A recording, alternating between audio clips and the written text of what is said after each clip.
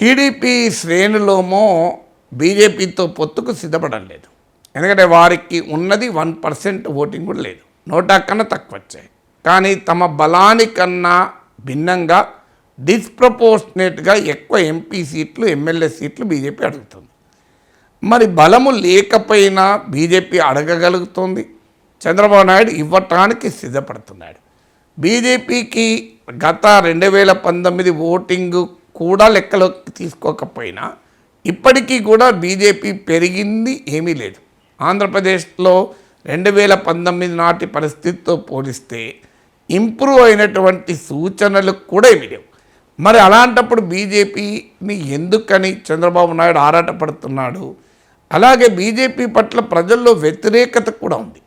ఎందుకంటే విభజన హామీలు అమలు చేయలేదు, ప్రత్యేక హోదా ఇవ్వలేదు, కాంగ్రెస్ పార్టీతో విభజనకు సహకరించారు, విశాఖ స్టీల్ ప్లాంట్ను అమ్మకానికి పెట్టారు. అన్నిటికీ మించి తెలుగుదేశం శ్రేణుల్లో మరింత వ్యతిరేకత ఉండటానికి కారణం జగన్మోహన్ రెడ్డికి బీజేపీ అండగా నిలిచింది. మోడీ అండ లేకపోతే జగన్మోహన్ రెడ్డి ఆ 3 రాజధానులు ఆలోచించేవాడే కాదు, అమరావతికి అన్యాయం చేసేవాడే కాదు. మోడీ గనక కాదంటే చంద్రబాబు నాయుడు పైన ఈ స్థాయిలో దూకుడు ప్రదర్శించేవాడే కాదు అని టీడీపీలో ఉన్న కార్యకర్తలు, అభిమానులు, శ్రేణులు భావిస్తున్నారు. అయినా కూడా మరి చంద్రబాబు నాయుడు ఎందుకు పొత్తు పెట్టుకోవాలని చూశాడు. పోనీ బీజేపీతో ఓటింగ్ కలిసి రావడం తర్వాత సంగతి, ఇంకేమైనా ఉంటే ఓటింగ్ పోయే అవకాశమే ఉంటుంది. ఎందుకంటే బలంగా బీజేపీని వ్యతిరేకించే సెక్షన్లు కొన్ని ఉన్నాయి. ఉదాహరణకు మైనారిటీలు కావచ్చు, ఇతర రకాల వర్గాలు, వారు బీజేపీని ప్రత్యేకంగా వ్యతిరేకిస్తూ బీజేపీని ఓడించగలిగే పార్టీ వైపు మొగ్గు చూపుతారు. కర్ణాటకలో కూడా మన జేడీఎస్ వెనకాలన్న మైనారిటీలు కూడా కాంగ్రెస్ పార్టీ వైపు మొగ్గు చూపారు. ఆంధ్రప్రదేశ్కి వచ్చే వరకు ముస్లిం మైనారిటీలే కాదు, షెడ్యూల్డ్ కులాల్లో కూడా గణనీయంగా క్రిస్టియన్ మైనారిటీస్ ఉంటాయి. అయితే మరి వీళ్ళ ఓట్లు కూడా పోయే ప్రమాదం ఉంటుంది. ఒకటి, రాష్ట్ర విభజనకు సహకరించి రాష్ట్రానికి ప్రత్యేక హోదా ఇవ్వకుండా, విభజన హామీలు అమలు చేయకుండా రాష్ట్రానికి అన్యాయం చేసిన పార్టీగాను, అలాగే బీజేపీని సాంప్రదాయంగా వ్యతిరేకించే వర్గాలు కూడా ఉంటాయి.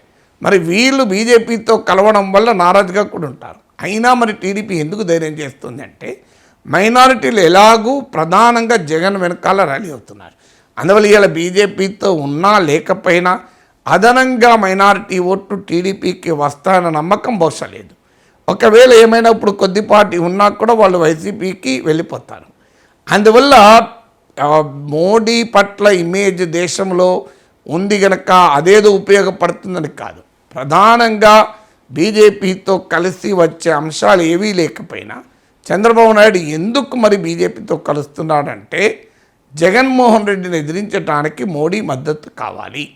ఎందుకంటే మోడీని సహకారము లేదా కనీసం మోడీ తటస్థంగా లేకపోతే జగన్మోహన్ రెడ్డిని ఎదుర్కోవడం కష్టమన్న భావనలో టీడీపీ ఉంది. ఎందుకంటే మోడీ తలుచుకుంటే ఏమవుతుందో మనకు జార్ఖండ్లో కనబడుతుంది, ఢిల్లీలో కనబడుతుంది, బెంగాల్లో కనబడుతుంది, దేశమంతటా కనబడుతుంది. ఆ పరిస్థితి తనకు రాకూడదు, జగన్మోహన్ రెడ్డికి మోడీ మద్దతు ఉండకూడదు అన్న ఏకైక లక్ష్యంతోనే బీజేపీతో కలవటానికి చంద్రబాబు నాయుడు సిద్ధపడ్డాడు.